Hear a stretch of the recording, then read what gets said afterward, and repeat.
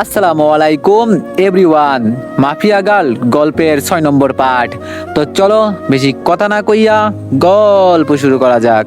রামিসার কথা শুনে নিজেকে আর স্থির রাখতে পারলাম না, সাথে সাথে চোখ মুখ বন্ধ হয়ে গেল। এরপর আর কিছু মনে নেই। অন্যদিকে নিলয় ছেলেপিলেদের নিয়ে আকাশের পিছু পিছু আসছিল। তার কেন জানি মনে হচ্ছিল যে রাফিদের ছেলেপিলে কিছু একটা করতে পারে। অবশেষে তার সন্দেহটা সত্যি হলো। নিলয় দেখতে পেল যে আকাশকে রাফিদের ছেলেপিলে মিলে মেরে রাস্তায় ফেলে মারছে। এটা দেখতে পেয়ে নিলয় আর তার সাথে সমস্ত ছেলেপিলে সেই দিকে দৌড়ে যায়।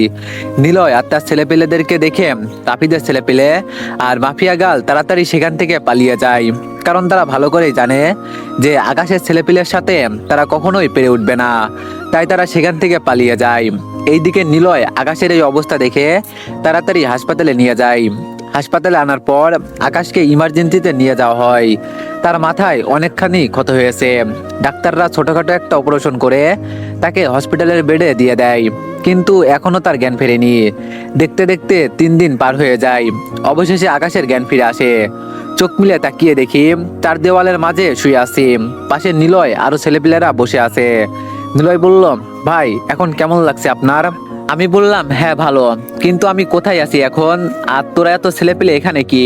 নিলয় বলল, ভাই রাফিদের ছেলেপিলে আপনাকে মেরে মাথায় জখম করে দিয়েছে, তাই হসপিটালে নিয়ে এসেছি আমরা আপনাকে। নিলয়ের কথা শুনে পরক্ষণই সমস্ত ঘটনা মনে পড়ল। সেই সব মনে পড়তেই যেন ভিতরে দাউ দাউ করে আগুন জ্বলে উঠল। মাফিয়া গাল আমায় কি বলেছিল যে সে আমার সাথে ছলনা করেছে, সে আমার সাথে প্ল্যান মোতাবেক খেলা খেলেছে। মাফিয়া গাল, তোকে তো আমি ছাড়বো না। নিলয় বলল, ভাই রামিসা ভাবির তো কোনো খোঁজ পেলাম না, উনি কোথায়? আমি বললাম, নিলয় সে কোনো রামিসা টামিসা না, সে আসলেই মাফিয়া গার্ল, যে কিনা আমার সাথে প্ল্যান করে ফেক রিলেশনে জড়িয়েছিল, যার আসল মাকসাদি ছিল আমাকে শেষ করা। সে আমায় শেষ করে নিজের নাম সারা দেশে ছড়িয়ে দিতে চায়, তাই সে আমার সাথে শুরু থেকেই এমন খেল খেলেছে। নিলয় বলল, কি ভাই আপনি এসব কি বলছেন? আমার তো বিশ্বাসই হচ্ছে না। আমি বললাম, নিলয় এটাই সত্যি। তুই জানিস রাফিদের ছেলেপিলের গায়ে এতটা শক্তি ছিল না যে তারা আমাকে মারবে। তারা যখন আমার পথ আটকায় তখন রামিসাকে সেভ করে আমি তাদের সাথে লড়াই করতে শুরু করি, কিন্তু পরিশেষে আপন মানুষই পেটে ছুরি ঢুকিয়ে দিল। না হয়তো আগুনের গায়ে হাত দিতে পারে এমন বুকের পাটা কারোর হয় নাই। সে ভালো করেই জানতো যে আগুনের গায়ে হাত দেওয়া এতটা সহজ না, তাই সে আপন হওয়ার ভান করে সম্পর্ক করেছে, আর পরিশেষে সেই কলিজায় আঘাত করেছে। নিলয় বলল, ভাই সত্যি বললাম আমার বিশ্বাস করতেই কষ্ট হচ্ছে এইসব কথা, কারণ সামনে এত মায়া এত ভালোবাসা দেখিয়ে ভিতরে হারামিপনা পুষলো কি করে? আমি বললাম, নিলয় মানুষ পারে না এমন কোনো কিছু নাই। নিলয় বলল, কিন্তু ভাই তাহলে আমি যে তথ্য দিলাম মাফিয়া গাল আপনার পূর্বে পরিচিত, আর তার ভাইয়ের কারণে সে এইসব পথে নেমেছে, সেই সব কি ভুল? আমি বললাম, জানি না সেই সব ভুল কি সঠিক, তবে এটা বলবো যে ঈশিতা কোনোদিন আমার সাথে এমন ধারা খেলা খেলতে পারতো না, কারণ সে আমার খুব ক্লোজ ছিল। এর ভিতরে হয়তো অন্য কোনো রহস্য লুকিয়ে আছে, তুই ভালো করে খোঁজ খবর নিয়ে এটার। নিলয় বলল, আচ্ছা ভাই আমি আবার পাক্কা খবর এনে দেবো আপনার হাতে। আমি বললাম, ওকে ঠিক আছে, তা না হয় দিস, কিন্তু এখন আমাকে হসপিটাল থেকে ডিসচার্জ করার ব্যবস্থা কর। অনেক্স হচ্ছে সবচেয়ে বিশ্বস্ত বুকমেকার, যা পিএইচডি এবং সিরিয়া অ্যাপের অফিসিয়াল পার্টনার। আর আপনারা তো জানেন ফিফা ওয়ার্ল্ড কাপ শুরু হয়ে গিয়েছে, আর এটাই হতে পারে সবচেয়ে বড় সুযোগ আপনার প্রিয় দলকে সমর্থন করার। এই অ্যাপসে আপনি cricket, football, tennis live match দেখতে এবং তাদের স্কোর ভবিষ্যৎবাণী করে সহজেই অর্থ উপার্জন করতে পারবেন। সেই সাথে বিএমডব্লিউ গাড়ি, আইফোন, ল্যাপটপ এবং আরো অনেক নগদ পুরস্কার জেতারও সুযোগ রয়েছে। এই অ্যাপটিতে আপনি crash crystal, under and over 21 ইত্যাদি গেম খেলে সহজেই আয় করতে পারবেন। আপনি বিকাশ, নগদ, রকেট, ব্যাংক, ক্রিপ্টো, পেপাল এবং অন্যান্য সহজ পদ্ধতির মাধ্যমে সহজেই আপনার জেতা টাকা তুলতে পারবেন। এখানে আপনি 24 ঘন্টা 7 দিন গ্রাহক সহায়তা পাবেন। তাই এখনই গুগলে অনেক সার্চ করে প্রথম ওয়েবসাইটে গিয়ে রেজিস্ট্রেশন করুন। আর হ্যাঁ, রেজিস্ট্রেশনের সময় আমার প্রোমো কোড VOTO7 ব্যবহার করে প্রথমবার ডিপোজিটে 20,000 টাকা পর্যন্ত পান। নিলয় বলল, ভাই প্লিজ আপনি 2-1টা দিন হাসপাতালে থাকেন, আপনার অবস্থা বেশি একটা ভালো না। ডাক্তারও বলেছে আপনাকে যেন আমরা 2-1 দিন হাসপাতালে রাখি। আমি বললাম, আচ্ছা ঠিক আছে, আমি হাসপাতালে আছি, আর তুই গিয়ে মাফিয়া গালের খোঁজ লাগা। নিলয় বলল, ওকে ভাই। নিলয় হাসপাতাল থেকে চলে গেল। আমি হাসপাতালেই রয়ে গেলাম, কারণ সত্যি মাথায় জখমটা কড়াভাবেই লেগেছে। নিলয় যাওয়ার আগে হাসপাতালে ছেলেপিলে রেখে গেছে, যাতে করে আমার কোনো ধরনের সমস্যা না হয়। এইদিকে শামীম আমার খবর পেয়ে হাসপাতালে ছুটে আসে। শামীম বলল, কিরে এখন কেমন লাগছে তোর? আমি বললাম হ্যাঁ রে, আগের চেয়ে সুস্থতা অনুভব করছি। শামীম বলল যাক শুক্রিয়া আল্লাহর কাছে, কিন্তু আকাশ তুই আমাকে তোর আসল পরিচয় বলিস নাই কেন? আমি বললাম শামীম, সব জায়গায় সবকিছু বলতে হয় না, আর তাছাড়া তুই না শুধু, ভালো ভালো মানুষরাও আমার পরিচয় জানে না। শামীম বললাম তাই বলে আমাকেও বলবি না? আমি বললাম সরি রে, আসলে নিজেকে হায়না পরিচয় দিতে ভালো লাগে না, তাই বলিনি। শামীম বলল হয়েছে থাক, কিন্তু রামিসা তোর সাথে এমনটা করলো কেন? আর রামিসাই নাকি মাফিয়া গার্ল?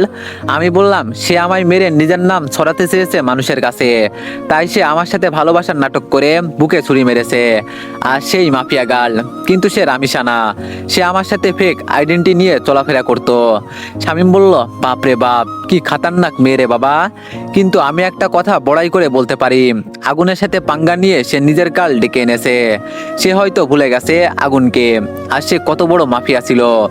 আমি বললাম সে শুধু কাল না, সে নিজের জীবনের সবচাইতে বড় ভুলটা করে ফেলেছে। তাকে যদি একবার হাতের কাছে পাই, তাহলে সেই দিনই তার সেই দিন হবে। সে আমার ভালোবাসা দেখেছে, কিন্তু হিংস্রতা এখনো দেখেনি, সেটাও এবার দেখতে পারবে সে। শামীম বলল আচ্ছা শোন, আমি এখন বাসায় যাচ্ছি, রাত্রেবেলা এখানে এসে থাকবো আমি।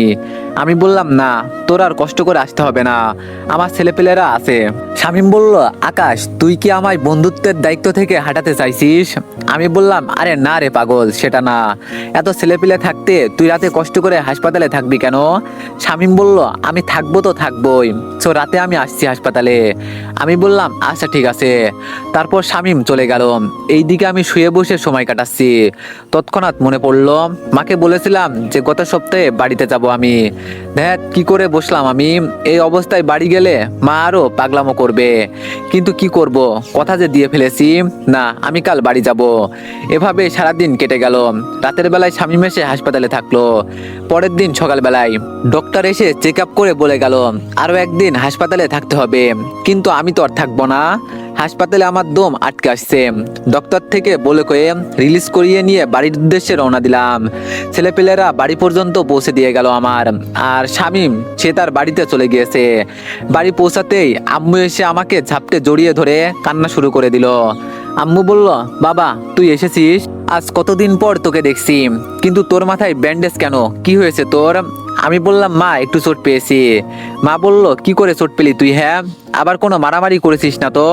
আমি বললাম না আম্মু, গাড়ির সাথে ধাক্কা খেয়ে এমনটা হয়েছে। মা বলল সাবধানে চলাফেরা করতে পারিস না তুই, হ্যাঁ এখনো কি তোকে বলে কেউ সতর্ক করতে হবে? আমি বললাম মা আচমকা গাড়ি এসে ধাক্কা দিয়েছে, তো এতে আমি কি করব বলো? মা বলল শয়তান ড্রাইভার, আমার ছেলেকেই চোখে পড়েছে তার ধাক্কা মারার জন্য, একবার খালি হাতের সামনে পাই ঠাসিয়ে লাগিয়ে দিব কয়েকটা।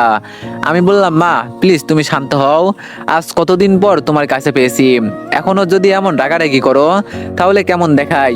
মা বলল তো খচ্চর বেটা আমার ছেলেকে মারলো কেন, ওর কি চোখ নাই? আমি বললাম আরে মা ভুল করে মেরে দিয়েছে, প্লিজ তুমি শান্ত হও। মা বলল যা শান্ত হলাম, এবার গিয়ে ফ্রেশ হয়ে আয়, তোর বাবাও অফিস থেকে ফিরবে হয়তো, তারপর একসাথে সবাই মিলে খেয়ে নিব। আমি বললাম আচ্ছা, কিন্তু তাহিয়া কোথায়? তাহিয়া আমার ছোট বোনের নাম। মা বলল উপরের রুমে আছে হয়তো। আমি বললাম আচ্ছা। তারপর ফ্রেশ হয়ে উপরে চলে গেলাম। উপরে গিয়ে দেখি তাহিয়া ফোনে কি যেন করছিল। সে আমায় দেখতে পেয়ে দৌড়ে এসে আমাকে জড়িয়ে ধরলো। এই কুত্তা হারামি, তোর এতদিন পর বাড়ি ফেরার সময় হয়েছে তাই না? একদম ভুলেই গেছিস তুই আমাকে, আগের মতো আর ভালোবাসিস না তুই। আমি বললাম আরে পাগল, পড়ালেখা নিয়ে খুব চাপে থাকি রে, তাই তেমন একটা খোঁজখবর নেওয়া হয় না কারোর। তাহিয়া বলল পড়ালেখা তো তুই একাই করিস, আর আমরা তো ঘোড়ার ঘাস কাটি। আমি বললাম আরে স্কুলের পড়া আর কলেজের পড়া কত ডিস্টেন্স তুই জানিস, হ্যাঁ কত মেহনত করতে হয় আমাদের পড়ালেখা নিয়ে। তাহিয়া বলল হয়েছে থাক, আর লেকচার দিস না। সো কতদিন থাকবি তাই বল? আমি বললাম আছি কিছুদিন। ভাইয়া বলল হ্যাঁ তাহলে বেশ মজা হবে, কিন্তু ভাইয়া তোর মাথায় কি হয়েছে রে? আমি বললাম গাড়ির সাথে ধাক্কা খেয়ে মাথায় একটু চোট পেয়েছি। তাহিয়া বলল এত বড় দামড়া পাঠা, সে এখনো দেখে শুনে চলতে জানে না, ছি কি শরম। আমি বললাম একদম মাল লাগাবো তাহিয়া তোকে। তাহিয়া বলল সত্যি বললেই সবাই খালি মারতে চাই। আমি বললাম তোকে যে কি বলবো ভেবে পাই না, আচ্ছা চল নিচে যাই। আব্বু আসার সময় হয়েছে, তারপর সবাই মিলে খেতে বসবো। তারপর ভাই বোন দুজনে নিচে চলে গেলাম। একটু পর আব্বু আসলো। আব্বুরও একই প্রশ্ন যে আমার মাথায় কি করে চোট লেগেছে। আব্বুকে বলতে যাব, তার আগে আম্মু আব্বুকে বলে দিয়েছে তোমার ছেলেকে এক বদমাইশ ড্রাইভার মেরে দিয়েছে, তাই সে মাথায় চোট পেয়েছে। আব্বু বলল দেখে শুনে চললেই তো পারিস। কি যে বলবো ভেবে পাই না, সবাই দেখি ঘুরিয়ে ফিরিয়ে একই কথা, তাই চুপ করে রইলাম। এভাবে 2 দিন কেটে গেল। বাসার সবাই আমাকে পেয়ে তো খুশির সীমা নাই। আমারও বেশ আনন্দ হচ্ছে মা বাবাকে পেয়ে। 3 দিনের মাথায় হঠাৎ আমাকে নিলয় ফোন দিল। হ্যাঁ নিলয় বল। নিলয় বলল ভাই অনেক বিচ্ছিরি একটা জিনিস হাতে লেগেছে। আমি বললাম কি তথ্য পেয়েছিস বল। নিলয় বলল ভাই বলার আগে আপনার কাছে হাত জোর করে ক্ষমা চাচ্ছি, প্লিজ ভাই আপনি আমাকে মাফ করে দিবেন। আমি বললাম আরে বলবি তো কি হয়েছে। নিলয় বলল ভাই গতবার আমি নিজের বলে মাফিয়া গালে তথ্য পাইনি। মাফিয়া গাল চাল করে সে নিজেই এমন ফেক তথ্য দিয়েছে আমাদের, আর আমরা ভেবেছি আমার ছেলেপেলেরাই তথ্য কালেক্ট করেছে, কিন্তু এটা জানতাম না যে মাফিয়া গাল চেয়েছে বিধায় আমরা তার তথ্য পেয়েছি, তাও সেটা ফেক। আমি বললাম মানে কি। নিলয় বলল ভাই মানে হলো মাফিয়া গাল চাল চেলেছে আমাদের সাথে। সে আপনার খোঁজ বের করার জন্য ঈশিতার নাম ব্যবহার করেছে। সে বহুদিন ধরে আপনার খোঁজ করছিল, কিন্তু সে পায়নি, কারণ আপনার বিষয়ে তেমন কেউ জানে না। মাফিয়া গেল না জানাদের মধ্যে একজন, কিন্তু সে আপনার পুরনো কলেজ সম্পর্কে জানতো, যে আপনি অমুক কলেজে পড়তেন। এছাড়া কোনো তথ্যই তার কাছে ছিল না আপনার নামে, তাই সে ঈশিতার রোল প্লে করে। তবে ঈশিতার ভাইকে সত্যি থানার ওসি মেরেছিল, তাই তার শহর ছেড়ে গ্রামে চলে যায়। আর এইদিকে মাফিয়া গার্ল সেই ফায়দাটাই উঠায়। সে ঈশিতার ছদ্মবেশ ধরে আপনাকে খুঁজে বের করে। সে আপনার খোঁজ বের করার জন্য ভালো সাজে, থানার ওসিকে মারে। সে এমনটা করে বোঝাতে চেয়েছে যে সে তার ভাইয়ের মৃত্যুর প্রতিশোধ নিচ্ছে, কিন্তু সত্যিকার অর্থে আসল ঈশিতারা গ্রামে চুপচাপ বসবাস করছে। তারা সবকিছু যেন ভুলেই গিয়েছে, কিন্তু মাফিয়া গাল সেই সুযোগ কাজে লাগিয়েছে। সে আপনার কাছে আসার জন্য সেই সব ফেক তথ্যগুলো আমাদের হাতে তুলে দিয়েছিল, যাতে করে আপনাকে মেরে ফেলতে পারে। আর সে ইচ্ছে করে ঈশিতার ভাইয়ের ব্যাপারটা সামনে এনেছে আমাদের, যাতে করে আমরা সেই তথ্য মোতাবেক আগাই আর সে তার কাজের আঞ্জাম দিতে পারে। অবশেষে তাই করলো। ঈশিতার নাম ব্যবহার করে ফেক তথ্য দিয়ে সে তার কাজ চালিয়ে গেল, আর মাঝে গোমরা হলাম আমরা সকলেই। নিলয়ের কথা শুনে যেন পায়ের নিচ থেকে মাটি সরে গেছে আমার। ওর কথাগুলো যেন নিজের কানকেই বিশ্বাস করাতে পারছি না আমি। নিলয় কি বলছিস তুই এইসব? নিলয় বলল হ্যাঁ ভাই সত্যি বলছি, সে ইচ্ছে করে আমাদের ভুল তথ্য দিয়েছে। ভাই এখনকার মতে সত্যি হলো এটাই যে আমরা তার খোঁজ বের করিনি, সে আমাদের খোঁজ বের করে নিজ ইচ্ছায় তার নিজের নামে ফেক তথ্য তুলে দিয়েছে, যাতে করে আমরা গোমরা হই। আমি বললাম নিলয় মাথা তো কিছুই কাজ করছে না, কিন্তু একটা জিনিস ধরলাম সে ঈশিতা, সেটা প্রমাণ করার জন্য থানার ওসিকে আর রাফিদকে মেরেছে, কিন্তু তারপরে গিয়ে রাফিদের ছেলেপেলের সাথে কি করে সে উঠবাস করছে। আর রাফিদের ছেলেপেলে তো তাকে মারার জন্য হায় হতাশ করছিল, কিন্তু এখন দেখি সবকিছুই উল্টো। চোরে চোরে খালাতো ভাই আর মাঝে এসে আমার উপর হামলা করলো। নিলয় বলল ভাই রাফিদের ছেলেপেলে আর মাফিয়া গাল একজোট হওয়ার পিছনেও হয়তো ভয়ঙ্কর কোনো কাজ লুকিয়ে আছে, কারণ মাফিয়া গালের জন্য কোনো কিছুই অসম্ভব না এখন। সে যদি আপনার মতো মানুষের সাথে ছলনা করতে পারে, তাহলে রাফিদের ছেলেপেলে আর কি। আমি বললাম আচ্ছা নিলয়, ফোন রাখলাম। আমার মাথায় আর কিছুই কাজ করছে না, আমি আগে নিজেকে সামলাই, আর তুই মাফিয়া গালে তালাশ কর। একবার যদি ধরতে পারি মাফিয়া গালকে, তাহলে 100% ধরে রাখ তার যৌনাঙ্গের মধ্যে পেরেক মেরে তাকে আমি চৌরাস্তার মোড়ে লটকে রাখবো। নিলয় বলল আচ্ছা ভাই আমি তালাশ করছি মাফিয়া গালের, আমি আমার সর্বোচ্চ বেশ লাগিয়ে দিব মাফিয়া গালকে খুঁজে বের করার জন্য। নিলয়ের সাথে কথা শেষ করে চুপচাপ খাটের উপরে বসে আছি, বসে বসে সবকিছুর হিসেব মিলাচ্ছি। অন্যদিকে মাফিয়া গাল তার আড্ডায় বসে পৈশাচিক হাসি হাসছে। আগুন তোর কলিজায় বসে যদি তোর মাথায় বাড়ি দিতে পারি, তাহলে তুই শিওর থাক যে আগামীবার বাড়িটা একদম বরাবর জায়গা মতো দিব, আর তুই তৎক্ষণাৎ দুনিয়া ছেড়ে পালাবি। আমি বলছি মাফিয়া গাল এত বড় খেলা খেললো আমার সাথে ঈশিতার নাম নিয়ে, না, ওর একটা কিছু করতেই হবে। ওর জন্য নিজেই একটা ফাঁদ পেতে রাখবো এবার আমি। এবার দেখবো মাফিয়া গাল তুই পালিয়ে যাস কোথায়, আগুন নিয়ে খেলা করার ফল তুই পাবি। কিন্তু আরেকটা জিনিস মাথার মধ্যে ঘুরপাক খাচ্ছে, যে ঈশিতা কোথায় আছে, আর তার নাম নিয়ে মাফিয়া গাল আমার সাথে এত বড় খেলা করে ফেললো, কিন্তু আমি বুঝতেও পারিনি। না, একবার ঈশিতার সাথে দেখা করা দরকার। ঈশিতাকে মনে জায়গা দিয়ে যখন এত বড় বিপদের মুখে পড়েছি আমি, তাহলে ঈশিতাকেই বিয়ে করবো এবার। কারণ মনে তো ঈশিতার অস্তিত্ব ছিল, মাফিয়া গালের কোনো অস্তিত্ব ছিল না। তো তাকে নিয়ে ভবিষ্যৎ প্ল্যান করব আমি, এইসব নিয়ে ভাবছিলাম। তখনই ফোনটা বেজে উঠলো। ফোনটা হাতে নিয়ে নাম্বার চেক করলাম। নাম্বার চেক করতেই বুকের ভেতরে ধুপ করে মুসর দিয়ে উঠলো, কারণ নাম্বারটা আন্ডারওয়ার্ল্ডের একজন বড় মাফিয়ার নাম্বার। সে হঠাৎ আমায় ফোন দিল কেন, না একবার কথা বলে দেখি। তারপর ফোনটা রিসিভ করলাম। ফোন রিসিভ করার পর সে আমায় যা বলল তা শুনে আর জায়গার মধ্যে স্থির থাকতে পারলাম না। ধপাস করে খাটের উপরে বসে পড়লাম। এইসব শোনার জন্য যেন আমি মোটেও প্রস্তুত ছিলাম না। বললাম, এ তো দেখি আমার অগোচরে সব মাফিয়াদের খেলা। আগুন ভাই, আপনি একটু সাবধানে থাকবেন, কারণ সমস্ত মাফিয়ারা আপনার পিছনে উঠে পড়ে লেগেছে। সবাই চায় আপনাকে মেরে মাটির সাথে মিশিয়ে দিতে। তবে আমি আপনার ক্ষমতা সম্পর্কে জানি, কিন্তু তারপরেও হয়তো এবার আপনি পেরে উঠবেন না, কারণ আপনার বিপক্ষে অনেক কয়জন দাঁড়িয়ে গেছে। সবাই চায় বাংলার মাটিতে হুকুমত চালাতে, তাই মাফিয়া গাল নামক ভয়ঙ্কর হায়নাটাকে আপনার জন্য ঠিক করেছে। আমি বললাম, রেদওয়ান ভাই, আগুন কত বড় খেলোয়াড় সেটা হয়তো আপনি ভুলে গেছেন। রেদওয়ান বলল, ভাই তা আমি ভুলিনি, কিন্তু মাফিয়া গালও কম না, সে অনেক শক্তিশালী। সে এত ক্ষমতার অধিকারী যে আন্ডারওয়ার্ল্ডে তার নাম নিয়ে চর্চা হয়। আর মাফিয়া গাল আপনার চাইতেও কোনো অংশে কম না। উদাহরণস্বরূপ দেখেন, রাফিদকে উপর থেকে নেতা বানিয়ে দেওয়া হয়েছিল, যাতে করে সে আপনার খোঁজ বের করে আপনার অস্তিত্ব মিটিয়ে দেয়। কিন্তু সে পারিনি, তাই সে রাফিদকেও মেরে ফেলে। আর তারপর সে নিজেই কাজে নেমে যায়। ভাই আপনি প্লিজ একটু সাবধানে থাকবেন। আমার দায়িত্ব ছিল আপনাকে জানিয়ে দেওয়া, তাই আপনাকে জানিয়ে দিয়েছি। কারণ আপনার কারণে দুনিয়াতে বেঁচে আছি এখনো আমি, তাই দায়িত্ব কর্তব্য থেকে আপনাকে জানিয়েছি। আর হ্যাঁ, একটা কথা, মাফিয়া গালের সাপোর্ট আন্ডারওয়ার্ল্ডের অনেকেই আছে, তারা সবাই মাফিয়া গালের পক্ষে। সো ভাই, আপনার হয়তো তাদের সাথে একা ফাইট করা সম্ভব হবে না। সো প্লিজ নিজেকে গুটিয়ে ফেলুন, না হয় মৃত্যুর মুখে পড়তে হবে আপনাকে। আমি বললাম, রেদওয়ান ভাই, আপনাকে বেশি কিছু বলার নাই, তবে একটা কথা কান খুলে শুনে রাখুন। আমি সেই আগুন, যে আগুন কারোর পরোয়া করি না। আমি সেই আগুন, যে আগুন একাই নিজের বলে অনেক কয়টা গ্যাংস্টারকে শেষ করেছি। আমি সেই আগুন, যে আগুনের পরামর্শ মতে আন্ডারওয়ার্ল্ডের অনেক কয়টা ডন চলে। আমি সব কিছু ছেড়ে দিয়েছি বলে এটা না যে আমি ভয় পেয়ে যাব। আজকের পর আগুনের দ্বিতীয় রূপ দেখতে পারবেন সবাই। সব কয়টাকে যদি মাটির নিচে জীবিত পুঁতে না দিই, তাহলে আমার নামও আগুন না। সো রাখলাম এখন ফোন। তারপর ফোন কেটে দিয়ে চুপচাপ বসে রয়েছি। ভিতরে পুরো আগুন জ্বলছে দাউ দাউ করে। মাফিয়া গাল, খোদার কসম, একবার যদি তোকে চোখের সামনে পাই, তুই ধরে নে সেই দিনই তোর সেই দিন। এবার আমার বুঝে আসছে সবকিছু, যে মাফিয়া গাল রাফিদকে মারার পরেও তার ছেলেপিলে নিয়ে কিভাবে কাজ করছে। তোরা সব কয়টা রেডি থাক, নিজের কাল ডেকে এনেছিস তোরা। তোদের ঘাড়ের রগ আমি ছিঁড়ে ফেলবো। শরীর ভরা রাগ নিয়ে ওয়াশরুমে চলে গেলাম। তারপর হালকা পানির ছিটা দিয়ে মুখে বের হয়ে আসলাম। মাথাটা পিন পিন করে ব্যথা করছে এখনো। ব্যথা ব্যথা নিয়ে নিচে চলে গেলাম। তারপর সবাই মিলে খেয়ে দিয়ে আবার উপরের রুমে চলে আসলাম।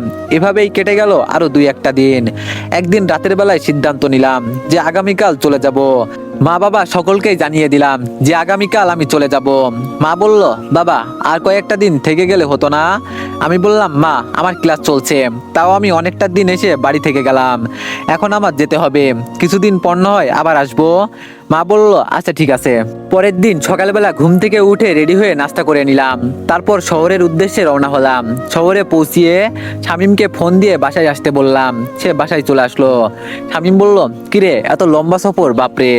আমি বললাম, আরে বহুদিন পর বাড়িতে গিয়েছিলাম, তাই এতদিন থাকলাম, তা না হয়তো বা বাবা মার মন খারাপ হতো। শামীম বলল, ও আচ্ছা, কিন্তু আকাশ এখন তুই কি করবি? রামিসা তো তোকে ধোকা দিল, তোর ভালোবাসা নিয়ে খেলা করে তোকে ছুঁড়ে ফেলে দিল। আমি বললাম, শামীম সে তার মরণ ডেকে এনেছে। এতদিন তাকে শুধু ভালোবেসেছি, কিন্তু এবার সে আমার ঘৃণা দেখবে। রামিসাকে এমন বিভৎসভাবে মারবো যে তুই দেখলেও তোর বুক কেঁপে উঠবে। শামীম বলল, আচ্ছা তা না হয় মারবি, কিন্তু আমি বলছি যে তুই নিজেকে নিয়ে সিরিয়াস হ। আমি বললাম মানে বুঝলাম না। শামীম বলল, আমি বলছি কি তুই একটা বিয়ে করে ফেল, রামিসা তো তোকে ধোকা দিল, তো তুই চাইলেই আমার ছোট বোনকে বিয়ে করতে পারিস।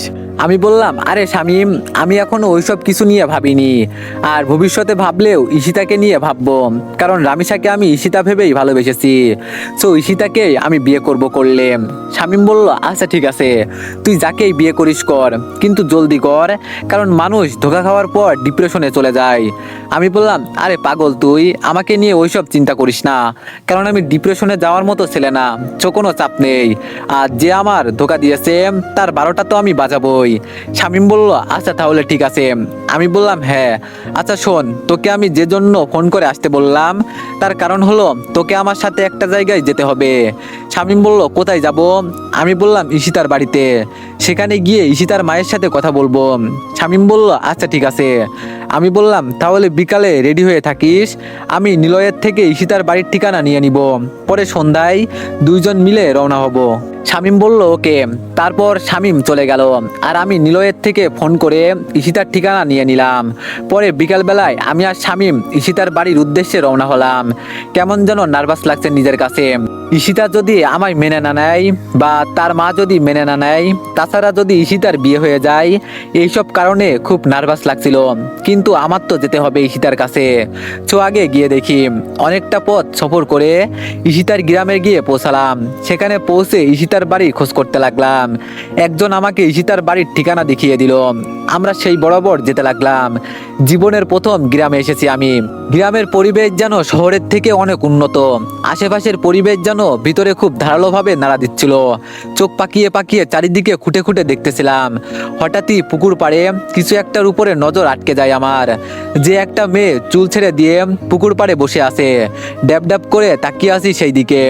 শামীম বলল, এ আকাশ, কোথায় হারিয়ে গেলি তুই? শামীমের ডাকে হুঁশ ফিরে আসলো।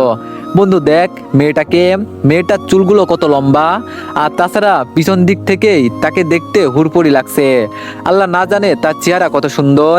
শামীম বলল, আকাশ তুই কি পাগল হয়ে গেছিস? হ্যাঁ, তুই আইসিস ঈশিতার খোঁজ করতে, কিন্তু মন বসিয়ে দিচ্ছিস অন্য মেয়ের উপর। আমি বললাম, আরে তা না, তবে সত্যি মেয়েটাকে দেখে ভিতরে কেমন যেন তুফান বইছে। শামীম বলল, বেয়াদব পোলা, চল তুই আগে ঈশিতার বাড়ির খোঁজ করি। আমি বললাম, আচ্ছা চল। মেয়েটাকে দেখা বাদ দিয়ে ঈশিতার বাড়িতে চলে গেলাম। ঈশিতার মা আমাকে দেখে পুরো অবাক, আর তিনি আমাকে আগ থেকেই চেনেন। ঈশিতার মা বলল, আকাশ তুমি এখানে হঠাৎ? আমি বললাম, আন্টি ঈশিতার খোঁজ নিতে এসেছি। ঈশিতার মা বলল, তা ঠিক আছে, কিন্তু তুমি আমার বাড়ির খোঁজ পেলে কি করে? আমি বললাম, আন্টি সে অনেক কাহিনী করে বের করতে হয়েছে আমাকে, তারপর আপনাদের ঠিকানা খুঁজে পেয়েছি। ঈশিতার মা বলল, আচ্ছা বাবা ভিতরে আসো। আর রাবেয়া খালা, ঈশিতাকে একটু ডেকে নিয়ে আসেন তো, বলেন যে তার সাথে কেউ একজন দেখা করতে এসেছে। তিনি বললেন, আচ্ছা ঠিক আছে, ডেকে নিয়ে আসছি। রাবেয়া খালা না কে যেন ঈশিতাকে ডাকতে চলে গেল, আর আমি আর শামীম রুমের মধ্যে বসে আছি। হঠাৎই দেখি পুকুর পাড়ে সেই চুললম্বা মেয়েটি ঘরে প্রবেশ করলো। তাকে দেখে তো পুরো অবাক আমি। আল্লাহ, এ তো ঈশিতা। ঈশিতাও আমাকে দেখে বেয়াক্কালের মতো তাকিয়ে আছে। ঈশিতা বলল, আকাশ তুমি এখানে? আমি বললাম, তোমার খোঁজ নিতে এলাম। ঈশিতা বলল, আমার খোঁজ পেলে কি করে? আমি বললাম, পেয়ে গেছি কোনোভাবে। ঈশিতা বলল, আচ্ছা বসো, আমি হাত মুখ ধুয়ে আসছি। আমি বললাম, ওকে। তারপর ঈশিতা হাত মুখ ধুতে চলে গেল, আর আমি বসে বসে ভাবছি যে মাফিয়া গাল এই নিরীহ মেয়েটাকে নিয়ে কি জঘন্য খেলাটাই না খেললো, যার ধারে কাছে ঈশিতা নাই। কত কি না আমাকে বানিয়ে বানিয়ে বলেছে যে সে ঈশিতা, সে তার চেহারা পরিবর্তন করেছে তার ভাইয়ের প্রতিশোধ নেওয়ার জন্য। কিন্তু এইদিকে ঈশিতা পুরো শান্তভাবে ঘুরে ফিরে বেড়াচ্ছে, সে ওইসবের ধরাছোঁয়ার বাইরে। মাফিয়া গাল, তোকে আমি ছাড়বো না। কিন্তু একটা জিনিস আমার মাথায় কাজ করছে না, ঈশিতা আগের চেয়ে এত সুন্দর হয়ে গেল কি করে? আগে তো এমন পরিছিল না সে, কিন্তু এখন দেখলেই চোখ ফেরাতে পারি না তার থেকে। কি জাদু আছে এই গ্রামের আবহাওয়ায় আল্লাহ জানে। এইসব নিয়ে ভাবছিলাম, তখন ঈশিতা ফ্রেশ হয়ে আসে। ঈশিতা বলল, তো বলো কেমন আছো? আমি বললাম, এই তো ভালোই, তুমি কেমন আছো? ঈশিতা বলল, আছি আলহামদুলিল্লাহ। আর তোমার পাশে উনি কে? আমি বললাম, আরে পরিচয় করিয়ে দিতে তো ভুলেই গিয়েছি, সে হচ্ছে শামীম, আমার ক্লাসমেট। ঈশিতা বলল, ও আমি বললাম আচ্ছা তুমি পড়াশোনা করছো এখন? ঈশিতা বলল আমার পড়াশোনা ইতি লেগেছে সে বহু আগেই, সবকিছু ছেড়ে এখানে চলে আসি, পরে আর পড়াশোনা হয়নি। আমি বললাম ও, তো তোমার বিয়ে শাদী হয়েছে? ঈশিতা বলল না, সেই সব হয়নি, তবে গ্রামের অনেকেই প্রস্তাব করেছে মায়ের কাছে, হয়তো মা দেখে শুনে কিছুদিনের মধ্যেই আমায় বিয়ে করিয়ে দিবে। ঈশিতার কথা শুনে বুকটা ধপ করে উঠল। না, আমার ঈশিতা অন্য কোথাও বিয়ে হতে পারে না, হয়তো আমি অন্য কাউকে ভালোবেসেছি, কিন্তু আমি তো জানতাম সেই ঈশিতা। ঈশিতা বলল কি হলো, চুপ আছো যে? আমি বললাম আসলে ঈশিতা আমি অনেক বড় স্বপ্ন নিয়ে এখানে এসেছি। ঈশিতা বলল কি স্বপ্ন আকাশ? আমি বললাম আমি এসেছি তোমায় ঘরের বউ করার জন্য। ঈশিতা আকাশের মুখে এমন ধরনের কথা শুনে পুরো থমথম খেয়ে যায়। তো এভরিওয়ান, নেক্সট পার্টের জন্য সবাই একটু বেশি বেশি লাইক আর একটা করে কমেন্ট করে দিও। ধন্যবাদ।